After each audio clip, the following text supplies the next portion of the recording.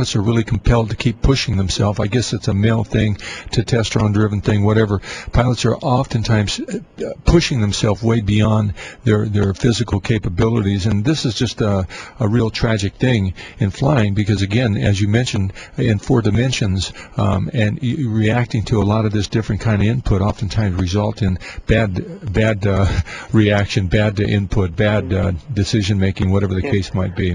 The way that I've found to handle that largely comes down from what I've been doing for the last 30-odd years, which is everything from splitting up fights in discos for 20-odd years to, at the same time as doing a lot of dancing, sailing, canoeing, all the very, very physical sports that I've done give me the ability to tuck and roll.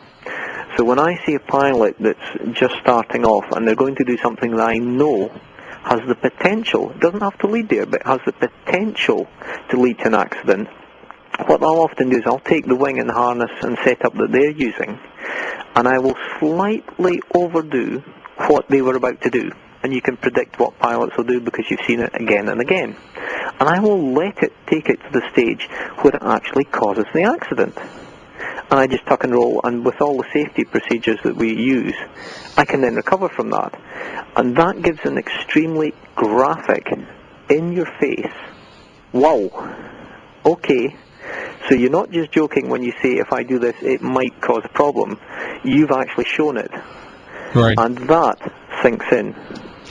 Well, good point. Listen, I'll tell you what, looks like we're up for a break. Can you hang on there with us? You want to hang on? No problem at all. Okay, we're going to be taking a break. This is David and Murray Hayes out of Scotland. We're talking paragliding to our worldwide brothers and sisters. Stay tuned. We'll be right back.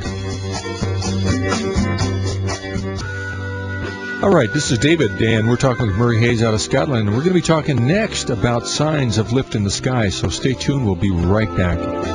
Hey, and welcome back to the Paraglider Radio Talk Show. We're talking paragliding to our worldwide audience, and online we have Murray Hayes out of Scotland. Murray, welcome back. Yeah, and we have a segment that links very nicely from the way that we approach the initial training, hence the aggression in the previous segment, with what you're just going on to, lift. Right. Our first part of training, actually, if you stop and think about it, it's almost as if it's not 4 dimensions, it's almost 5 dimensions. Pilots think, if they start getting into this, well, yeah, 4 dimensions, I can handle that. And they're thinking about the 3 physical dimensions plus the time. But the time dimension doesn't just extend forwards, it extends backwards. And the very, very first thing we do with somebody, the very first time they're coming out flying with us, they're normally down, we're getting into the pickup, and we're going to be going to the flying side. And the first question I ask them is, have a look at those clouds. What sort of clouds are they? Can you tell me, as somebody that's never flown before, does that air look stable or unstable? So that they link together. It's the training comes from the start. And it's not just experienced pilots that need to be looking for lift. Right from day one, right, you need to be getting people to be aware of the signs of lift, because it's a fluid that's air that we move through, and there are a lot of things that indicate what that air will be doing.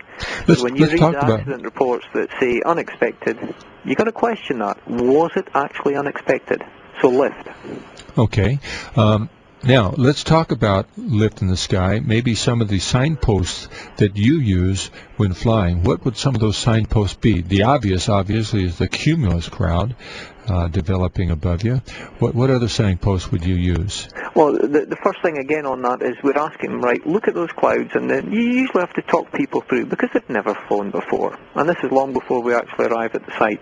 So we're looking at it and saying, right, okay, does that air indicate from the clouds if it's stable in layers, or does it look like it's moving up and down? So you've got your cumulus or you've got your stratus. You then maybe mention, if there's some high level, maybe 30, 40 miles away, because we have the Scottish mountains, you maybe mention wave. I don't know if you see wave from San Diego, but we talk about various things and sort of say, right, okay, can you visualize that? And you start getting them to feel for it. Then you gradually, layer by layer, adding in, start mentioning, okay, what happens if you put aftershave on your hand? Your hand feels cold.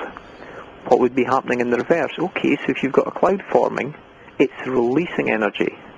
It's going to make the air less stable. What sort of cloud is it? And it's all these things.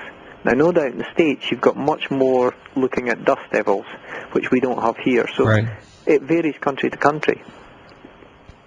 Well, I'll break how I look at lift, and I look at it from altitude and near ground. And in other words, basically, when we're flying, if we're at medium or high altitudes, the signposts that we look for are generally in the sky. Yeah. And when we're at close to the ground or near the ground, generally then we look for signposts on the ground. And some of the signposts that I think are obvious, as we mentioned, the cumulus clouds on unstable days where you have these nice, beautiful clouds developing. Some of them are concave bottoms with dark underneath sides. Oftentimes tend to create beautiful, beautiful pockets of air and therefore lift. Some of the things that I look for when I'm flying, obvious things are like soaring birds. We find out in our mountains we have quite a few ravens, hawks, even occasional eagles that we are able to watch fly, and these guys are usually showing us where the lift is and oftentimes following them. Other pilots, I always tell people, the more people you have in the sky, the easier it is to stay up because they become signposts for you to follow.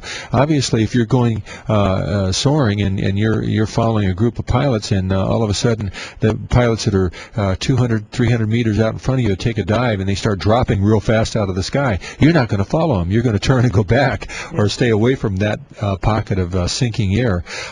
Airborne debris, dust, insects. That's surprising. Sometimes you'll see stuff in the air like a bunch of insects, and oftentimes you'll see little swallow birds chasing them. They're in a thermal coming up, and you wouldn't.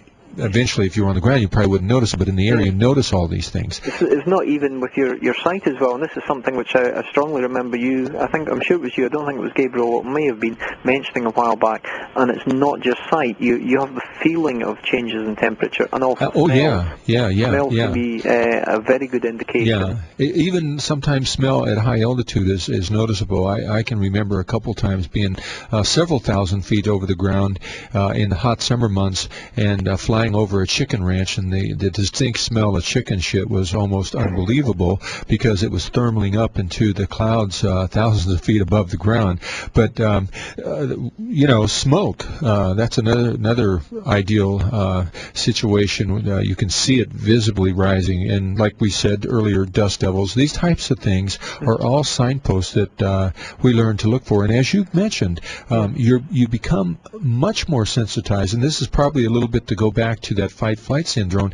When you have a lot of this stuff pumping through your system, your system is geared to be more aware.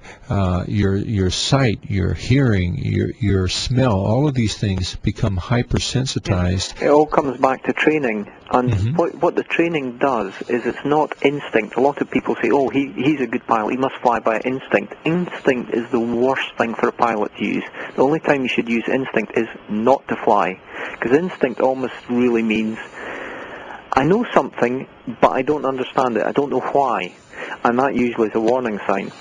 What the training does is it frees your brain. You've trained all these little subroutine programs. Right. One that says, I can smell something. And you know what that means. You don't have to think about it. Or I can see something. You see the smoke coming up. It goes up 800 feet. And then it levels off. You don't have to think about it. You know, there's an inversion there. So I might get some nice flights on the low ridges or at Torrey.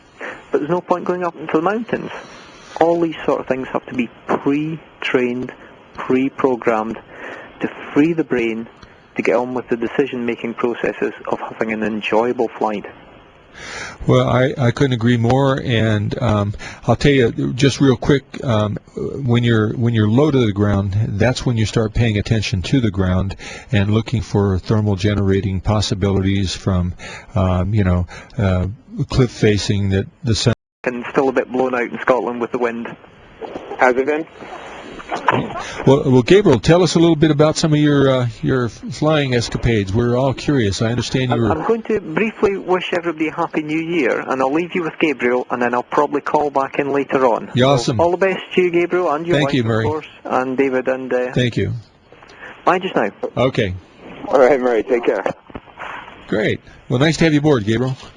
Yeah, thanks. I think I have a little bit of a delay between what you're saying and what I'm saying.